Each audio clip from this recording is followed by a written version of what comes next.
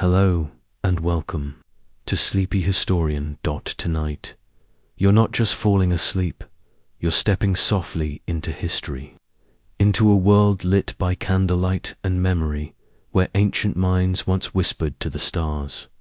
Close your eyes, let your thoughts grow quiet. The world can wait now.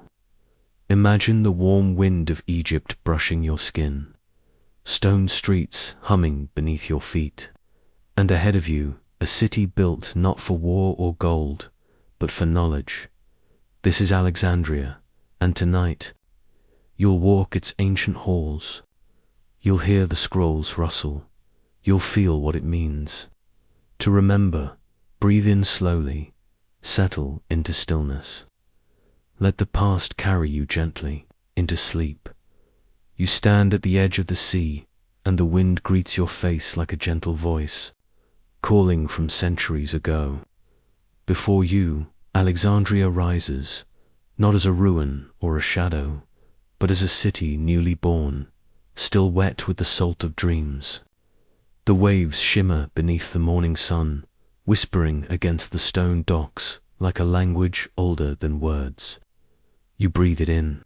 The air tastes of brine and brightness, and you feel, without yet knowing, that you are standing at the beginning of something. Not just a city, but a memory given shape, carved in white limestone, drawn along a perfect grid, built for both ships and scrolls. This is Alexandria, founded by Alexander the Great, a man whose footsteps always pointed toward the horizon. He came here not to conquer, not in the usual way, but to create, to build a place where the world could meet itself. You close your eyes and listen to the sound of this city forming. Hammers on marble, chisels in the dust. Orders spoken in Greek, translated into Egyptian, echoed into languages you've never heard. Alexandria is not one place. It is many places, braided together, flowing into one another like currents beneath a single sea. You walk through wide streets laid out like a chessboard, elegant, deliberate, glowing in the morning light. Columns rise on either side, tall and pale, catching the warmth of the day. Palm trees line the way like quiet sentinels. Somewhere, a baker opens his shop, the scent of warm barley bread drifting into the breeze.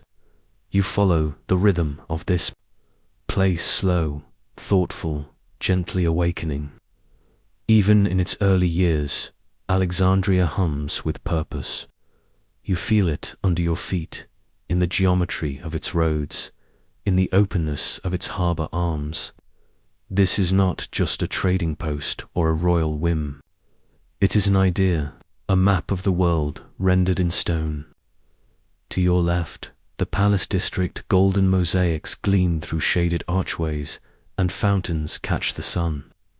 To your right, markets bloom with figs and scrolls and carved ivory charms. The people here come from everywhere, from Athens and Tyre, from Babylon and Carthage, from the Nile and the steppe. Their voices rise and fall in different tones. Yet somehow all belong here. You continue toward the heart of the city, where knowledge begins to take root. It is not yet the great library, not yet the famed halls of parchment and flame, but something stirs in the architecture, in the colonnades that lean slightly toward the sea, in the echoing rooms where students gather on stone benches to discuss stars and myths and questions that have no answers. The museum, a place not of worship but of wonder, is beginning to rise, and in it the seeds of the library are already dreaming. You step into a courtyard where olive trees grow in the shade of colonnades, their leaves flickering like the pages of an unwritten book. A philosopher kneels to brush sand from a papyrus scroll. A boy leans against a pillar, practicing a foreign script. A young woman recites Homer with her hands open, as if catching his words before they disappear. This is not a place of endings. It is a place of continuations. You walk further, past the construction of a lighthouse so tall it will one day guide sailors from hundreds of miles away. The Ross. But now it is still scaffolding and hope, and you see, in its shape, the ambition of Alexandria, to be seen, to be remembered, to hold the torch of learning in the night. The city believes in light, not just the light of flame, but the light of thought, the sun above, the fire of minds below. You pause near the harbor and watch as ships glide into dock, some bearing silk, some carrying grain, and others, more precious still, carrying scrolls. Already a tradition has begun. When a ship arrives, its texts are copied. The originals are kept. Alexandria grows not only in stone and trade, it grows in story. You see this happening, slowly, deliberately. Scribes at low desks, ink staining their fingertips. Translators murmuring over unfamiliar words. Shelves built for preservation, not for display. No dust here, only the weight of words.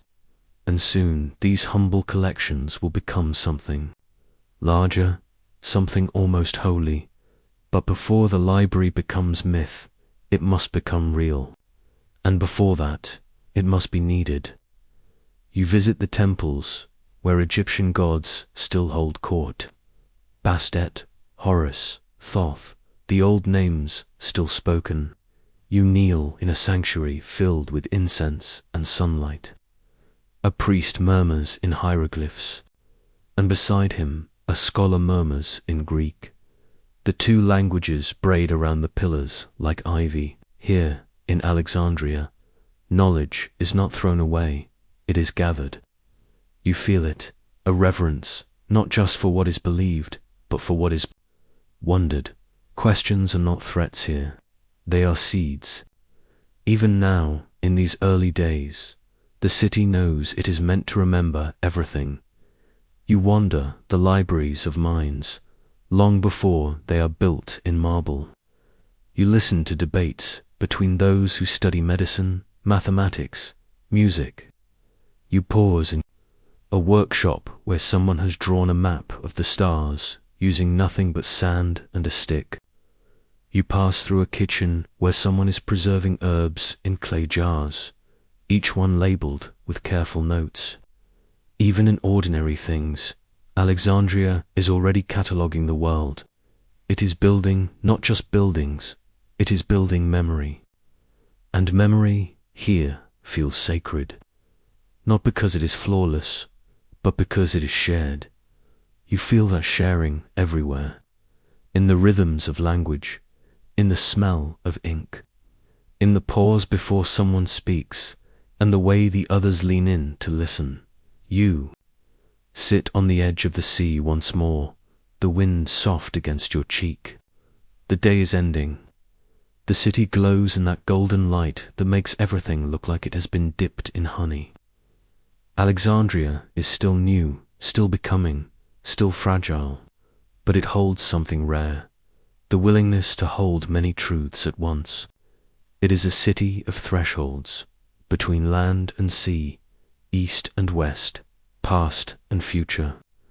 You close your eyes and see it not only as it is, but as it will be.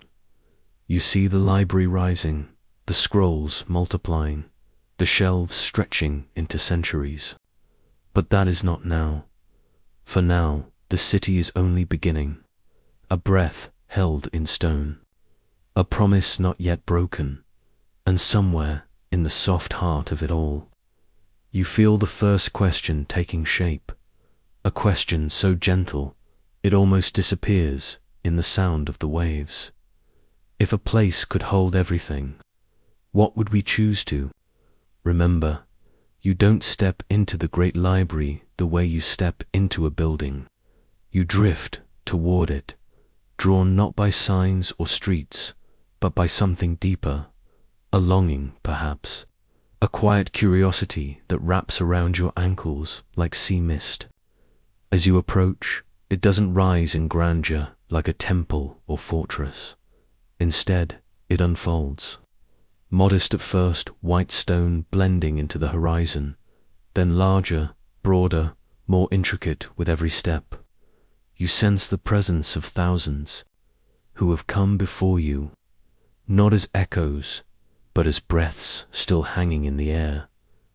The door is not a gate, but an invitation. You walk through a columned entry where sunlight filters down like golden dust through open skylights. The floor is smooth limestone, cool beneath your feet, gently worn by centuries of seekers. The walls breathe with memory. You are not the first to wander here. You will not be the last. A scribe passes you slowly, cradling a basket of scrolls, in both hands as if they were newborn children.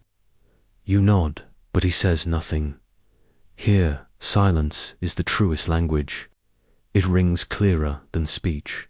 The space opens around you, vast but gentle. Shelves stretch not like cages, but like arms. They don't imprison knowledge, they embrace it. Scrolls lie nestled in pigeonhole cubbies, each with a handwritten title cold along the outer edge. The air smells of olive oil, ink, beeswax, and time. It is not stale, it is still. The stillness of a mind that has just begun to think. And here, you are not simply walking through a room. You are walking through the memory of the world. You pause at a lectern where a woman copies a Phoenician scroll into Greek. Her fingers are ink-stained. Her brow glistens with patience. The scroll unrolls like a river between her elbows. You watch the flow of her writing, the curve of her letters, the way she pauses when she comes to a word she doesn't recognize. She doesn't skip it. She leans into it, lets it slow her down. Here, difficulty is not a wall, it is a doorway. You wander into the next chamber, where a scholar with soft eyes explains the stars to a group of young listeners. He speaks not of gods, but of gravity, not of fate, but of observation. He gestures toward a painted dome where constellations drift across plaster like sleeping thoughts. This, he says in a voice like fabric, is not heaven. This is a question, and they all nod, not because they understand yet, but because they want to. Every corner of the library holds a different world. Indian treatises on surgery, Babylonian maps carved into clay, Egyptian hymns written in reed stroke, Greek epics copied and recopied until the parchment itself remembers the tale. You pass. An alcove filled with charts of tides and wind, another with recipes for perfumes and dyes. You lean close to a diagram of the human eye, drawn in red and charcoal, labeled with a hand that believed seeing was the first step to understanding. You sit for a while beside a fountain in the central courtyard. Its soft trickle fills the space between questions. A breeze moves through the open roof above, rustling the leaves of a fig tree. A cat naps in the shade. Everything here is both sacred and ordinary, because in Alexandria, the sacred is made of ordinary things, ink, paper, breath. Thought that the scholars here don't agree. They argue, they pause. They write their disagreements down, not to erase the others, but to preserve them. Truth is not a wall to guard.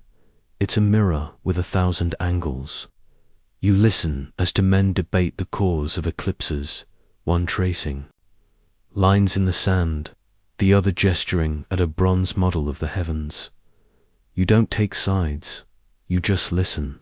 That's enough. At the heart of it all, the librarian, a figure both real and symbolic, moves through the halls. Today, it is Xenodotus, the first to attempt organizing this infinite sprawl. He doesn't control the library. He curates it tenderly. He assigns scrolls to categories: poetry, mathematics, botany, law. His catalogue is not perfect, but it is an act of hope. A belief that even the chaos of human thought can be given rhythm. You find yourself wondering, what would you put on a shelf if you could only choose one scroll to preserve? A story, a question, a cure. The library doesn't choose, it takes them all. It believes every voice has something to offer, even the forgotten, even the wrong. You drift upstairs, where the sun is brighter and fewer scholars work. There, you find a map maker brushing pigment into parchment. He is drawing a world he has never seen, just heard described by travelers from Persia. Rivers shaped like branches, mountains like upturned bowls. He shrugs and smiles. Maybe it's wrong, he says, but maybe wrong maps still lead us forward. You sit beside him. The brush strokes whisper on the parchment like waves. You feel yourself floating. Time here moves differently. It doesn't pass, it gathers. You don't know how long you've wandered, hours, days, a lifetime. And it doesn't matter. The library is outside of time. It stretches from Homer to heliocentrism, from Plato to papyrus plants. You begin to understand that the dream is not just in the scrolls.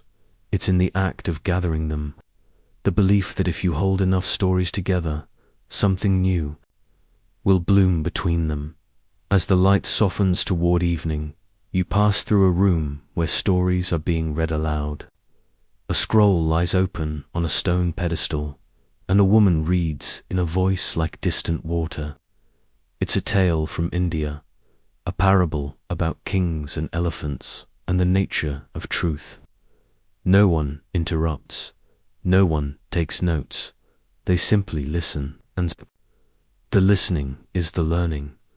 You return to the entrance, but the library doesn't let you go easily. It lingers. You feel its breath on your shoulder. You carry its questions in your pockets. You step outside, and the light feels sharper now, as if the world has been turned slightly, just enough to show you something new. You don't remember every scroll you saw. You're not supposed to. The library doesn't want you to memorize. It wants you to keep wondering.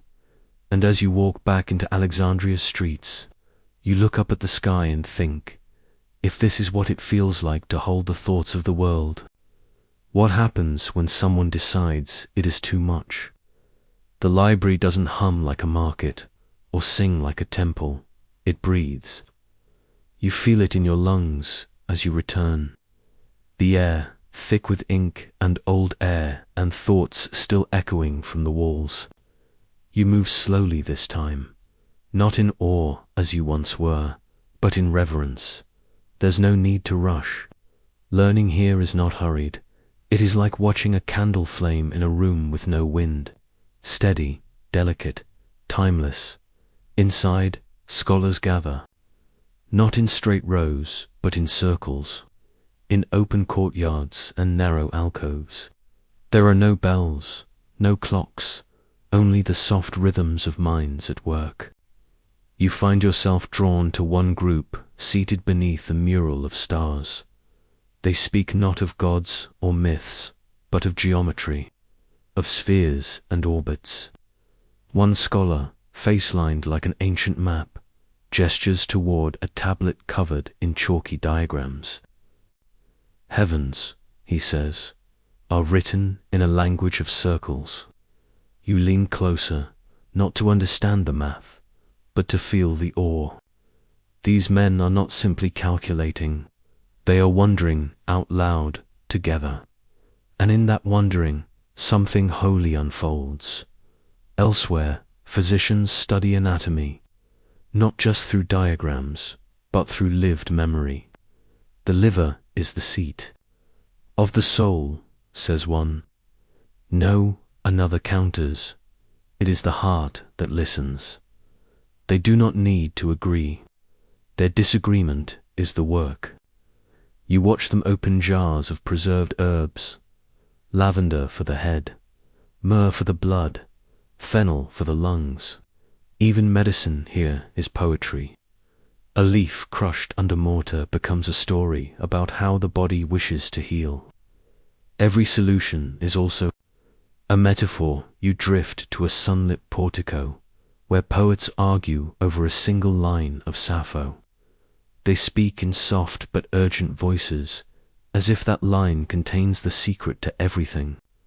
You don't need to hear the line to feel the weight of it, to understand how words can hold cities and losses and longing. They are not speaking to win, they are speaking to remember. A word spoken in the right tone can feel like home. The library becomes, in these moments, a kind of sacred fire. Not literal, but interior. It glows within each scholar's chest, a flickering warmth, fueled by questions. You walk among these glowing minds like a moth among candles, not afraid of the flame, but softened by its light. You begin to realize, knowledge is not cold, it is not stored in neat boxes. It flickers, it burns, it dances, it is alive, and yet, you also sense something fragile in that warmth. The scrolls are delicate. Papyrus can crumble with time. Ink can fade beneath careless hands. And fire, real fire, does not distinguish between what is sacred and what is flammable. There are rumors, always there are rumors, of accidents, of spilled lamps, of sparks too close to shelves. But the greater risk is not in chance, it is in people. People who fear what they do not understand. People who see questioning as disobedience. You meet a visiting dignitary from a far land. He walks through the aisles with narrowed eyes. He sees the scrolls not as treasures, but as threats. Too many ideas, he mutters, too many versions, and you understand. The library is powerful, not because it knows the truth, but because it holds many truths, and that can be dangerous to those who need only one. Still, the work continues. A philosopher draws a diagram of light, how it bends through water, how it enters the eye. What if seeing is not receiving, she whispers, but reaching? You carry that line with you as you return to the courtyard. A child recites numbers like lullabies. A scribe sleeps beside a half-finished scroll, his fingers still smudged with charcoal. This place is not only for scholars. It is for dreamers, and dreams, as you know, can burn. You pass a corridor lined with lamps. Each one flickers just slightly differently. Some brighter, some quieter. You notice one is out. The wick soaked in oil but unlit. A scholar kneels too. Relight it. You watch the tiny flame bloom, like a breath remembered. And you wonder how many lamps have gone out in the history of the world without someone noticing. Later, you step into the map room. The walls are covered in parchment. Lands that may not exist, rivers with no mouths, cities drawn from memory and myth. These maps are not practical. They are dreams of orientation. One shows an ocean curling endlessly around a floating island. Another, a desert shaped like a sleeping lion. They are not right, but they are not wrong either.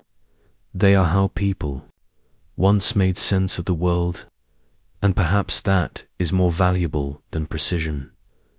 The head librarian greets you. It is Eratosthenes now, a man who once measured the earth with nothing but shadows and wells. He speaks softly, always measuring, even in conversation. The world, he says, is round, but knowledge has no edge. He tells you of scrolls, copied in triplicate, of a new index being developed, one that might sort not only titles, but ideas. We want to find patterns, he says, but patterns are not always obvious.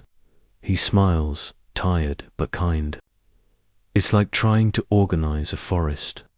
You walk with him down a hallway lined with poems, not written but spoken, a space reserved for oral history. Voices from Nubia, from Judea, from far villages and wandering tribes, their songs are recorded in rhythm, not grammar.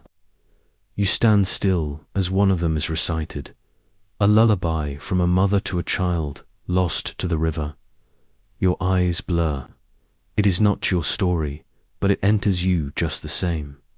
By the end of the day, your mind is warm, like the last coal in a fire pit, still glowing, still giving light. You sit by a small lamp and breathe.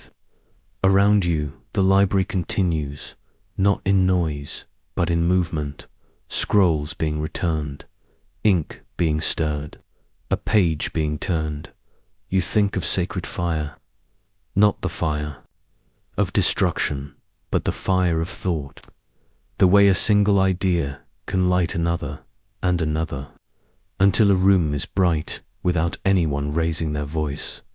That is what this place is, a quiet brightness, a fire that does not scorch, but warms. But fire, even sacred fire, must be tended. It must be guarded. And in a world full of wind and fear, not every flame is allowed to live. She does not arrive with trumpets. There are no parades, no war horses stamping beside the marble.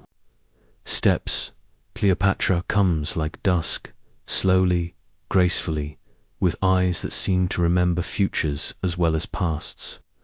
You see her first as a shape beneath the pillars, veiled in linen the color of soft clay. Her presence does not announce itself. It invites. You follow, not out of duty, but out of quiet gravity. This is not the conqueror history will argue over. This is the woman who walks the library of Alexandria as if it were her own breath. She moves without hurry, her fingers brushing gently along the wood of the scroll cases. She does not disturb the dust. She listens to it, as though even silence here has something to say. Around her, scribes pause, scholars look up. No one bows, but everyone feels her. She belongs not above them, but within the rhythm of their work. A queen who governs not through command, but through attention. You walk beside her now. She says little. When she speaks, her voice is low, honeyed, but with a note of iron just beneath. Knowledge, she murmurs, is the oldest kind of power, and the only kind that doesn't rot. You glance at her, and in the candlelight, her face is unreadable. Not cold, just layered, like a palimpsest scroll, written over many times. A life of masks, yet none entirely false. She stops at a lectern where a new translation of Plato is being copied. Greek into Egyptian, she says, and someday Egyptian into something else. The river always flows onward. You sense that this is not just a queen interested in knowledge. It is someone who understands its fragility. Scrolls can burn, but language, if whispered often enough, can travel across time. Cleopatra was born into a world that does not expect queens to read. But she reads in 9 tongues, reads the wind as well as the stars, reads the room the way a general reads a battlefield. Yet she does not flaunt it. She reads as one breathes, without effort, but as necessity. You see her pause at a shelf lined with writings on astronomy. Caesar, she says softly, used to think the stars were predictable, but they shift, even they shift. And you realize something. Cleopatra is not here to learn. She is here to remember, to make sure remembering survives. The Ptolemies, her ancestors, have long linked the crown to the library. They expanded it, filled it with scrolls taken from ships, from conquered lands, from wandering merchants who traded words like spices. Some saw this as theft. Cleopatra sees it as restoration. She believes that wisdom belongs everywhere, but someone must keep it safe. She leads you to a private study, not grand, just quiet. A single oil lamp, a table with ink still drying, a shelf of documents, some political, some poetic. Here, she leans her forehead against the cool stone wall. You say nothing. It is not your place. She speaks again, softer. They think I seduce with my body, but minds are what I seek. Ideas, that's where true intimacy lies. Outside, the city murmurs. Alexandria does not sleep early. Boats still rock in the harbor. Music flickers from the taverns. But inside the library, it is a different night. Slow, weightless, ancient. Cleopatra returns to the central hall and stands beneath a mosaic of the sun god Ra. The light from the torches dances across her face, like fire remembering a story. You imagine the scrolls around her, thousands of them, singing in their own way, a chorus of civilizations, and she in the center, not as ruler or reader, but as bridge. Yet even bridges fall. You can feel it now. Beneath the beauty, the tremble of instability. Rome is watching. Its eyes narrow across the sea. To them, Alexandria is not a wonder. It is a threat, too powerful, too proud, too full of voices that do not speak Latin. And Cleopatra, in her intellect and elegance, becomes a target not because she is weak, but because she dares to lead as a thinker. She does not ignore this. She knows it, feels it in every step. But she chooses not to shrink. Instead, she writes. She sponsors astronomers. She funds translation projects. She donates royal archives to the library. This is her resistance, not swords, but syllables, not fortresses, but footnotes. A queen who leaves behind no army, but a deeper kind of legacy. You sit with her as she reads a scroll in Demotic, her eyes scanning from right to left in perfect stillness. This, she says, without looking up, was written before Rome knew how to count. She smiles, not with arrogance, but with patience. And then she says something you do not forget. They may burn the building, but not the idea. Fire forgets, but people remember. Outside, a wind rises. The oil lamps flicker. Somewhere in the distance, a drumbeat echoes.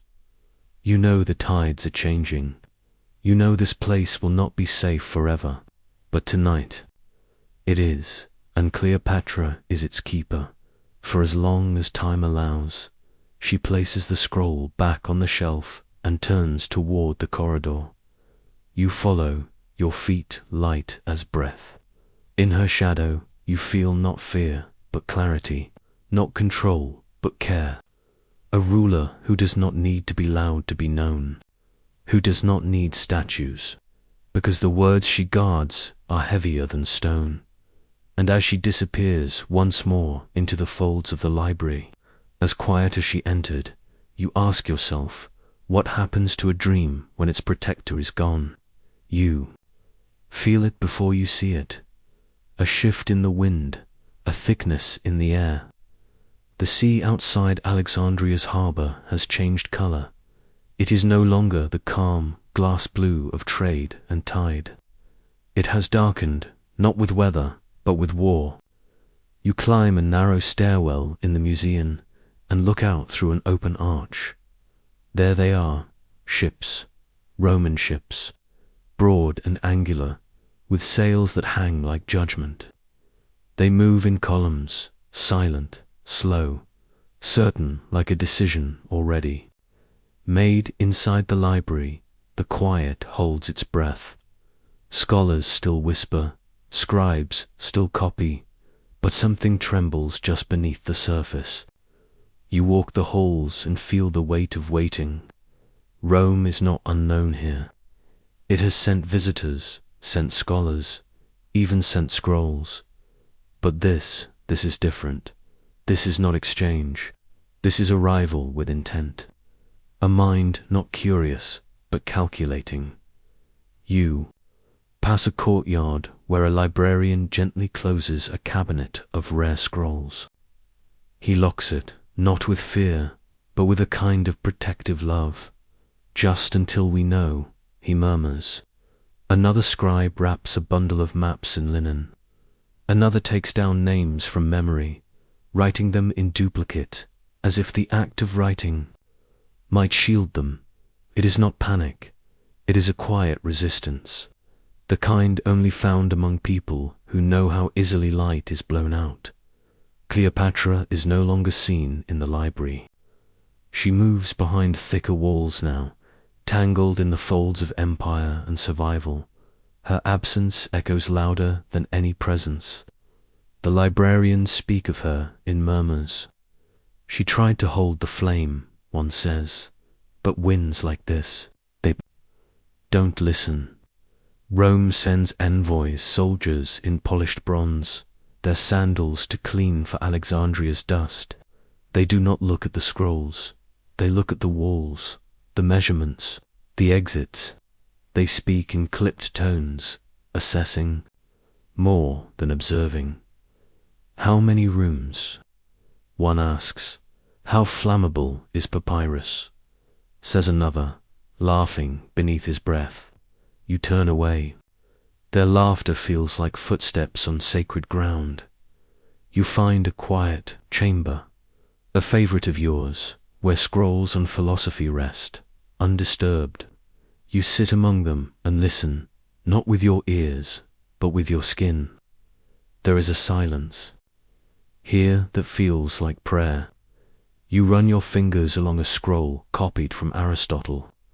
The parchment is soft, worn by reverence. Its words feel older than politics, older than conquest.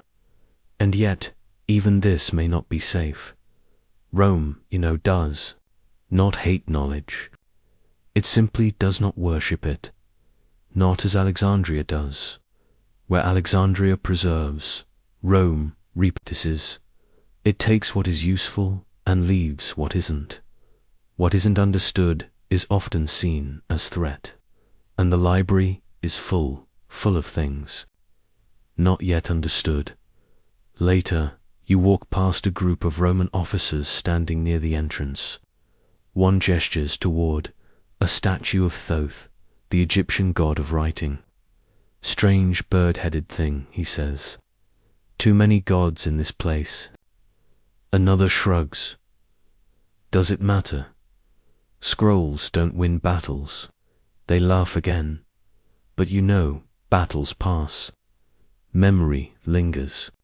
Still, lingers only if it survives. You pass an old historian, hunched over a scroll, eyes cloudy but voice clear. He speaks to no one in particular. Rome is not the enemy, he says. The enemy is forgetting. Let them come. But let us remember. A scribe nearby nods, writing his words down. At the harbour, more ships arrive. With them come Roman engineers, officials, accountants. They begin drawing plans, charts of Alexandria's districts, lists of what will stay and what won't. The library, for now, is marked as a curiosity, not a priority. But curiosity is a fragile armor. That night you cannot sleep. The stars above the library flicker, like anxious eyes. You sit in the central courtyard, watching shadows move across stone. A cat brushes against your leg, then disappears into the stacks. Somewhere, a scribe is still copying. Somewhere, a candle still burns. You think of the scrolls, thousands of them, each one a breath held in ink. You think of the hands that wrote them, the eyes that read them, the hearts that carried their meanings forward. What happens if they are lost? Will the world still remember its own questions? At dawn, a fire drill is conducted. Just precaution, they say. Just preparation. Buckets are lined along the walls. Fire breaks, disgust. You help move scrolls from lower shelves to safer heights. Your arms ache. Your throat is dry. Still, you do it, because the library is not just books. It is a body, and you protect it as you would your own. Rome draws nearer still. The streets begin to change. Latin replaces Greek in shop signs. Statues are removed, others erected. The rhythm of Alexandria stutters. But in the library, you still hear the deeper music. It has not stopped. Not yet. In one room, a young girl reads aloud from a scroll of ancient Egyptian poetry. Her voice is clear, brave. To write is to live twice. She recites. You close your eyes. Let the words sink in. Let them root. You don't know what tomorrow will bring, but tonight the library still breathes, and so do you. You wake to shouting, not song. The light in Alexandria is wrong. Red where it should be gold, quick where it should be soft. You step into the morning and smell it. Before you see it, smoke. Not incense, not kitchen fire. This is different. This smoke carries the scent of something ancient dying. The harbor is a storm of sound, metal against stone. Orders barked in Latin, the unmistakable roar of flame touching wood.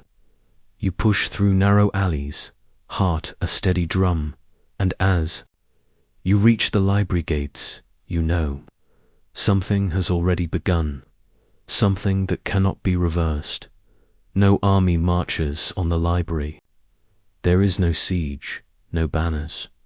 The building still stands, but nearby, just beyond its walls, warehouses burn. Ships have been set alight. Caesar, they whisper, ordered the fleet torched to stop Egyptian reinforcements. A strategy, they say, a necessity. But fire, once born, is its own general. It does not march. It spreads. You move fast now, faster than ever through these halls. Familiar columns blur. Rooms once glowing with calm now feel thin and exposed. The librarians do not scream, they act. Buckets appear, scrolls are bundled, doors closed.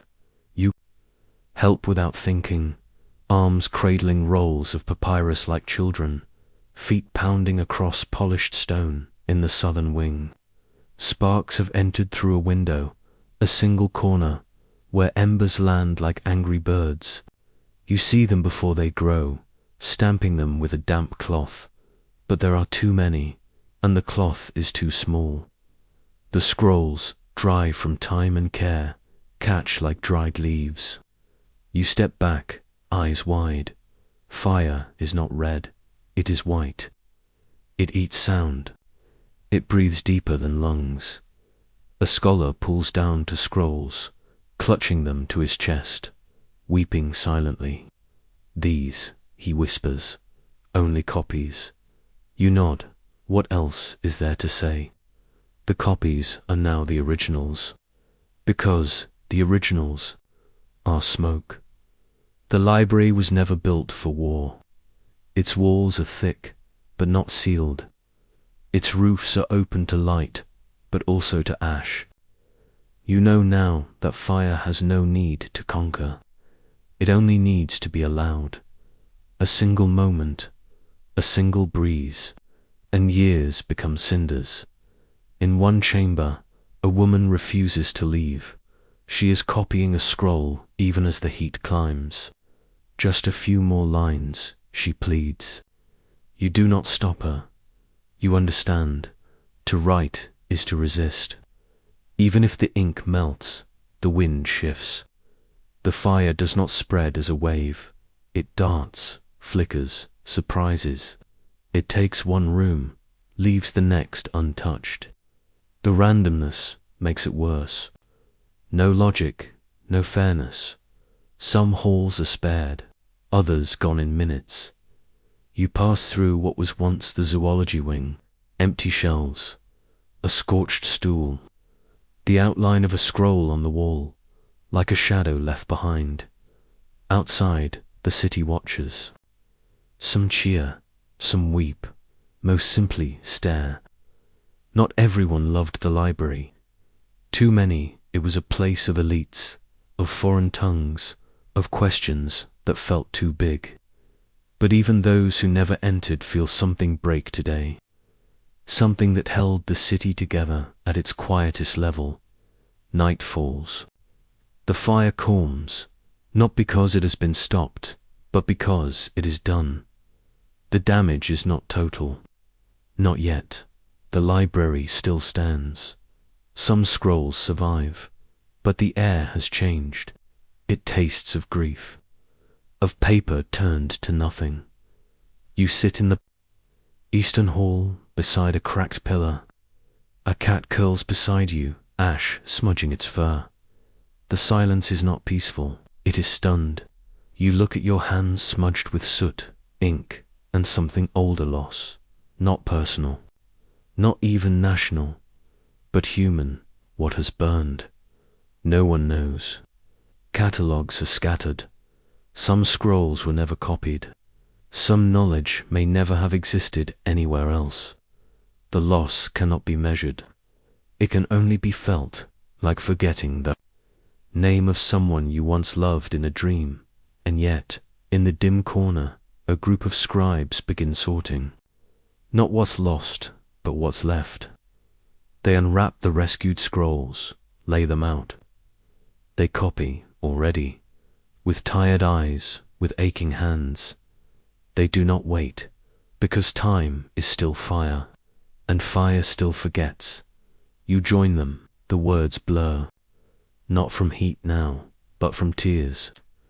You write not because you know what will last, but because something must. Because even ashes deserve memory. Later, you look out again, toward the sea. The ships are blackened bones, the water a mirror of ruined ambition. But beyond the smoke, the stars return. The same stars ancient astronomers traced here with charcoal and thought. They have not burned. They watch still, and you ask yourself, not for the first time, was it one fire, one moment of carelessness, or have we, across centuries, allowed, forgetting in smaller, quieter ways? The library smells of smoke and silence. Days have passed, or maybe only hours. Time has unraveled a little, loosened by grief. The fire has withdrawn, like a wave retreating after a storm, but it leaves behind more than ash. There are places that feel hollow now, as if memory itself was scorched. You step carefully over fallen beams, across cracked tile, past scroll, cases that gape like open mouths. But still the library breathes, and so do you. Outside, the city simmers. Boats drift through blackened water. Children run through alleys, already forgetting. But within these stone walls, something softer rises. It is not triumph. It is not even hope. It is something smaller, more necessary, remembering. You join the others in the scriptorium, a long, cool chamber where the air still tastes of ink and dried rose petals. The scribes are quiet. No instructions are given. Everyone already knows what to do. They begin not by writing new words, but by speaking old ones. Lines once stored in scrolls are now drawn from memory, like seeds from pockets after a field has burned. An old man recites verses from Homer, his voice trembling but certain. A young girl murmurs an herbal recipe her grandmother once sang. Merchant chants, trade laws, line by line, eyes closed. These are not just recollections, they are restorations. You write what you can. Not everything is precise. But sometimes rhythm is more reliable than ink, meaning more important than margin. You learn something vital in these moments. The library was never just scrolls, it was people. It was the breath between words, the space between lines. And those live on. A woman enters, carrying a bundle wrapped in linen. Inside, 3 scrolls, slightly singed, saved from a hidden alcove. She unwraps them like relics, and the room stills. The ink has faded at the edges, but the center holds strong. One is a map, one a treatise on the movement of water, the last a hymn. The woman doesn't read them. She kneels, simply placing them on the table. Her hands linger. You can feel her saying, "I saved what I could." You nod. You all did. Later, in the colonnade, you sit beside a philosopher who has lost every manuscript he ever touched. His gaze is steady, his hands empty. "It was never the scrolls," he says, "not to you, but to the sky. It was the thinking." He taps his temple, softly. "They cannot burn this." You walk with him through the rooms, still standing. Some scrolls remain, tucked in high corners or deep vaults. Others, too charred to unroll, rest on stone as blackened ghosts. But everywhere, people gather, not to mourn, not only but to reweave, to piece together what lingers. A mosaic has survived, its tiles scorched but intact. It shows a tree, with roots that curl into stars. Beneath it, an inscription, Sapientia, occulta, non extinguitur. Wisdom hidden is not extinguished. You trace the words with your fingers. They feel like a promise. At night, you sit beside the reflecting pool. Its surface is still fogged with smoke, but the stars shimmer again. You remember how astronomers once studied from this very spot. They charted orbits not with machines, but with patience. The cosmos, they said, does not hurry, it repeats, it waits. You breathe in that rhythm now, slow, gentle, eternal. The next morning, someone begins retelling an Egyptian myth, not reading it, but embodying it, hands and voice and breath weaving the tale. You listen, eyes closed. The story rises like incense, curling into you. It was written once, perhaps lost now, but not gone. You carry it with you. Memory, you realize, does not need shelves. It needs listeners. Word spreads. People from the city bring what they remember. A potter recalls measurements from an ancient geometry scroll. A sailor hums melodies once written down in the music hall. Even a Roman soldier, quiet, guilt crease, offers a fragment of Latin verse he learned as a boy. No one is turned away. All memory is welcome. You begin gathering these fragments, writing not as scribe, but as gardener, planting stories, sketching patterns. The pages fill slowly, carefully, but the lines are strong. They carry heat, not from flame, but from feeling. Not everything can be recovered. There are gaps too wide to bridge, names forever lost, diagrams never redrawn. You feel the ache of this some nights, a weight beneath your ribs. But even in grief, there is grace, because what survived matters. You see it in the boy who now reads aloud to his sister, voice full of quiet authority, in the girl who redraws constellations with charcoal on stone, in the elder who teaches without scrolls, but with gesture and tone, his words shaping air. The library is no longer what it was, but it is still becoming. You return to the scriptorium. Light spills through a cracked window, dust drifts like ash slowed by forgiveness, and someone whispers a line you recognize, not from any scroll, but from a dream. You write it down, carefully, as if memory depends on it, because now It does. You leave Alexandria with the scent of smoke still in your hair. It clings to your clothes, to your skin, to the folds of your thoughts.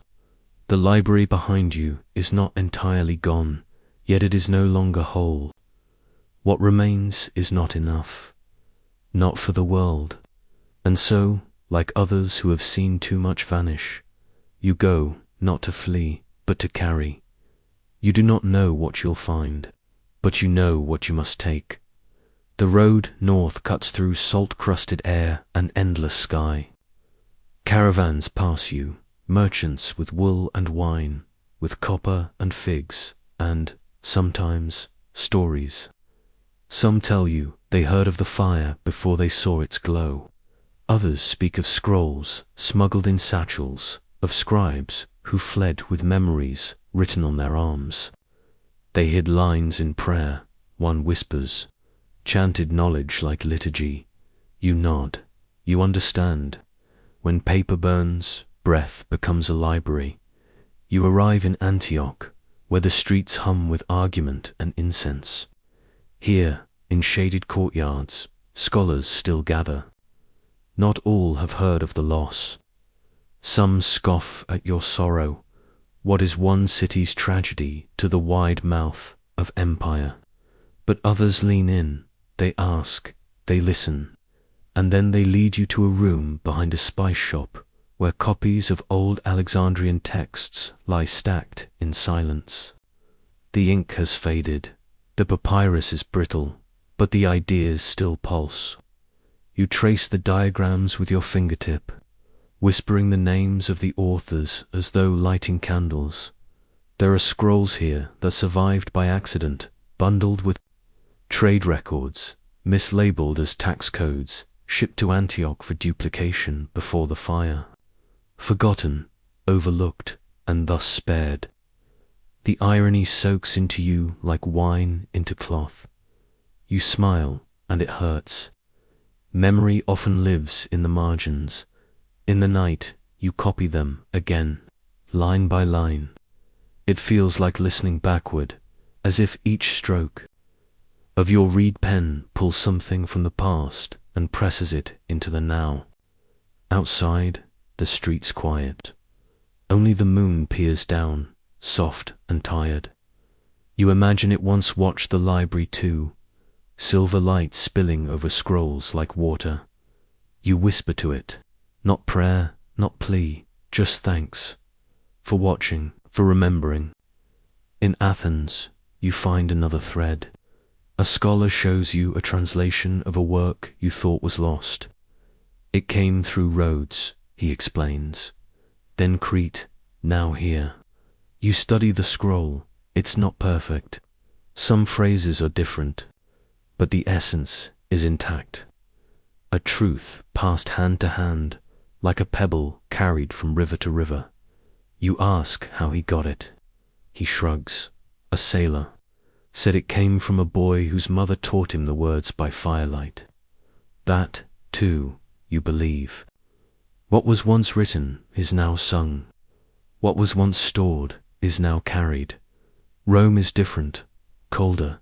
The air is thick with ambition. But even here, among arches and marble, you find pieces. Not always honored, sometimes hidden in corners, buried in bureaucracy. A minor official gifts you a scroll copied from Alexandria decades ago. I used it to study law, he says, placing it in your hands. Didn't know it was rare. He looks down. Keep it. Someone should. You begin to understand that the library never lived only in one place. It was never just the stone, the shelves, the hush. It was the movement of minds, of voices, of echoes. A book read in Alexandria might live again in a whisper in Cyprus, in a classroom in Carthage, in a monk's recitation in the Pyrenees. Each time it is remembered, it survives. Slightly changed, perhaps, but breathing. There are children in Damascus who recite riddles once penned by Alexandrian mathematicians. There are midwives in Jerusalem who chant healing verses from vanished medical texts. There are sailors who navigate by constellations drawn from charts that once hung in the museum's observatory. They do not call it science, they call it knowing, and that is enough. You realize, slowly, that you are not the only one doing this work. Others are tracing the same path. Historians, wanderers, teachers, lovers of lost things. Some carry fragments, some carry whole texts, some carry only the shape of a sentence, the way it sounded when whispered by someone long gone, and yet it spreads, like pollen, like rumor, like hope. One evening, in a quiet town by the sea, you meet a woman who collects sayings, proverbs, riddles, metaphors from every corner of the Mediterranean. Some come from Alexandria, she says, tapping her temple. But I don't remember which. You laugh. It doesn't matter, you say. They live here now, and she nods. They do. You begin leaving copies behind. Not many. One scroll here, a single folio there, a phrase scratched into clay. You leave them like seeds. No one notices, not at first. But you know what roots can do given time. Some will be buried, others burned, but a few will bloom. And perhaps that is enough. One night, as you rest in a small temple outside Corinth, a child sits beside you and asks what it was like, the library. You close your eyes. You tell them of the columns, the soft echo of footsteps on stone, of the scent ink, dust, jasmine, of the scholars arguing in whispers, of scrolls so ancient they crackled when unrolled. You do not tell them about the fire. Not yet, that part is still too loud. Instead, you tell them the most important thing, that knowledge is a kind of kindness, that to remember is to care, that every time they listen, truly listen, they become part of a long, unbroken thread. From the first carved sign in the sand to the last line they will write before sleep, the child smiles. Will I ever see a library like that? They ask. You pause.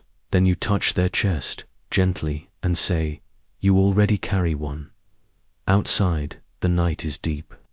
Stars glint like ink spilled across velvet. You watch them and wonder which of these lights were charted first in Alexandria, which stories once burned but now shine. Some journeys end in silence, but this one doesn't. It carries on, in breath, in thought, in every gentle whisper that dares to remember.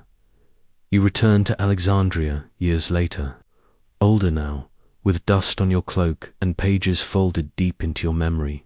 The city greets you, not with celebration, but with the familiar hush of something remembering itself.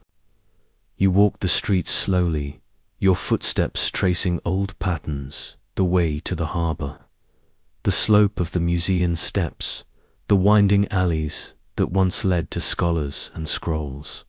The library is still there, or something like it. The structure remains, in part, stone columns worn smooth, doorways that open to wind. A few rooms have been rebuilt, others lie quiet, overgrown with silence. There are no flames now, no shouts, no rush of water to fight the heat. What you find instead is something deeper, stillness. The scribes are fewer, their robes are simpler, their eyes older than their years. They do not speak of the library as a place, they speak of it as a prayer. We tend what remains, one tells you, gesturing to a shelf with only 10 scrolls. We listen more than we write now. You nod. You understand. Some legacies are not rebuilt. They are honored by not rushing, by not replacing, by allowing the ache to remain gently. You sit where you once sat, on the floor of the eastern wing, where the light spills in low and golden, brushing across empty niches that once cradled knowledge. You close your eyes and hear it. Not the fire, not the loss, but the weight of what it meant.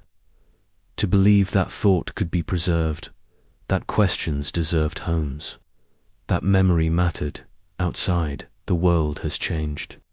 Empires rise and recede. Languages bend into new shapes. Philosophies stretch, argue, collapse, rebuild. The library, once the beating heart of that change, now pulses more softly, not through buildings, but through those who remember. One old scholar tells you of the Christian era that came after the Romans, when suspicion bloomed like weeds. Too many scrolls, they said. Too many gods, too many doubts. Some texts were deemed dangerous, others unnecessary. Fires came again, smaller, sanctioned. Not all flames scorch. Some simply erase, but some scrolls were hidden, buried beneath floorboards, smuggled in food sacks, copied in code, tucked into hymns. The desire to know never fully dies, it hibernates. And when the world grows warmer, it returns. You hear of Hypatia, the philosopher who walked these halls long after you left. They say she taught without fear, that she stood where you now stand and held the questions aloft like torches, that she, too, believed silence could be filled with wonder. Her end was not fire, but violence, yet even her story lingers, whispered like scripture, heavy like truth. As you explore the ruins, you realize something that settles low in your chest.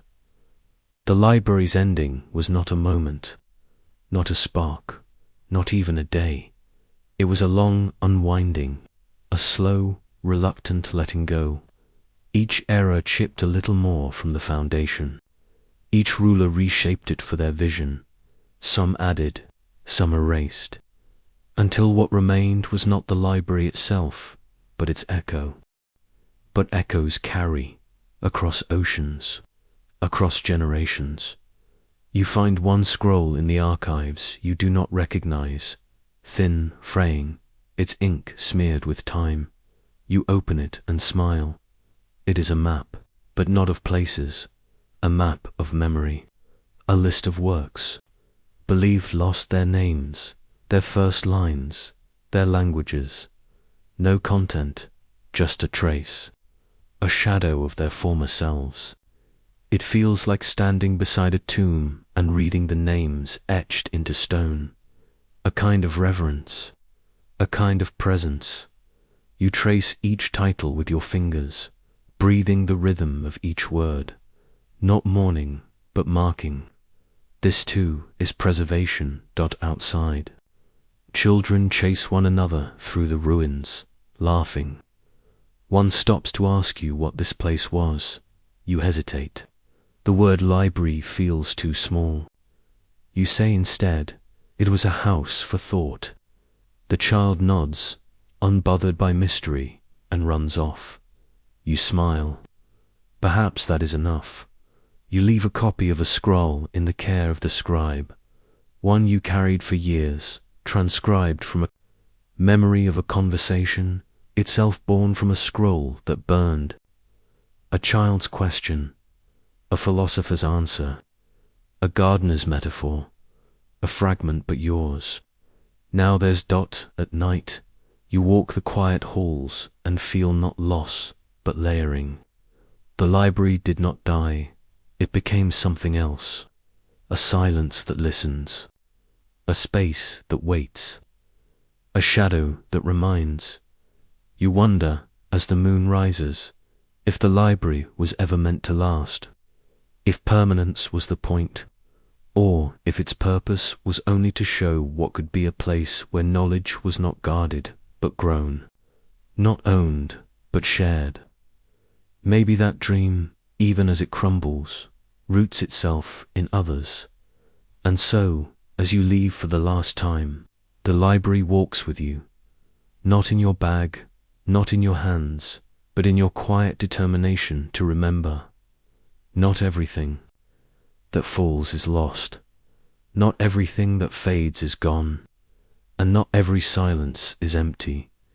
You are far from Alexandria now, far from its marble columns, from its cracked tiles and scroll-stained air. But even here, across land, across language, across centuries, its name reaches you like a tide that never quite recedes.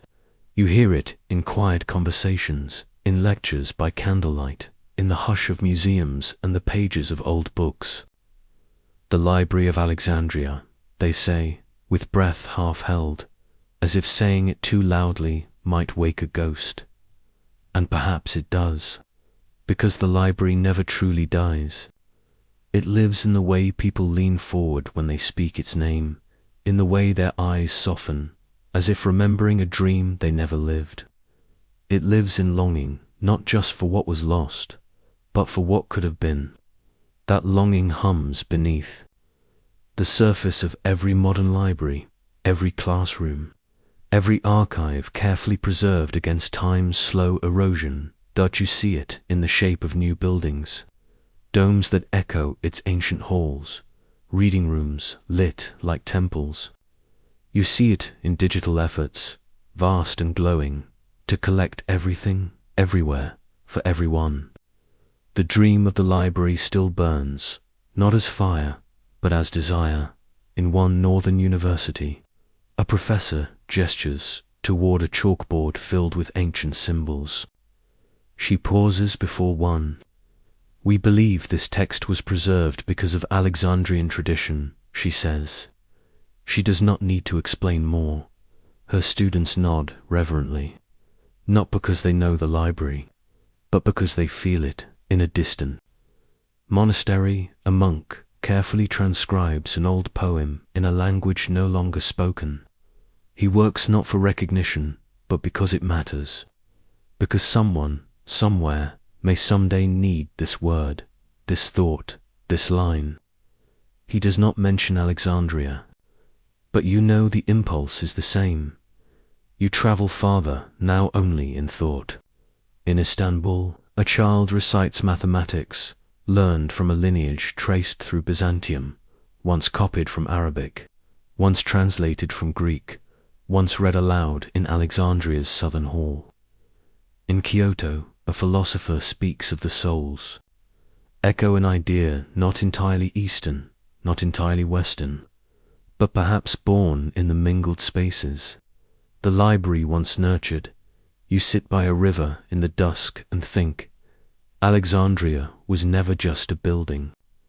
It was a bridge, a breath between civilizations. Greek met Egyptian, Babylonian touched Hebrew, Roman brushed Persian. Knowledge flowed like water, back and forth, finding paths through unexpected channels. And though the stones fell and the shelves emptied, the current never stopped. Sometimes you hear people ask, how could they let it burn? And the question stings, but it is not the right one. The better question is, why do we still care? And the answer is simple and vast, because what the library promised, that knowledge could be shared, that ideas could be safe, that memory could live beyond its body, is something we all still yearn for. You remember the first time you touched a scroll, how it crinkled under your fingers, delicate as dried leaves, how it whispered its age. You remember the joy of unrolling lines that had waited centuries to be read. That joy has not vanished. It simply changed shape.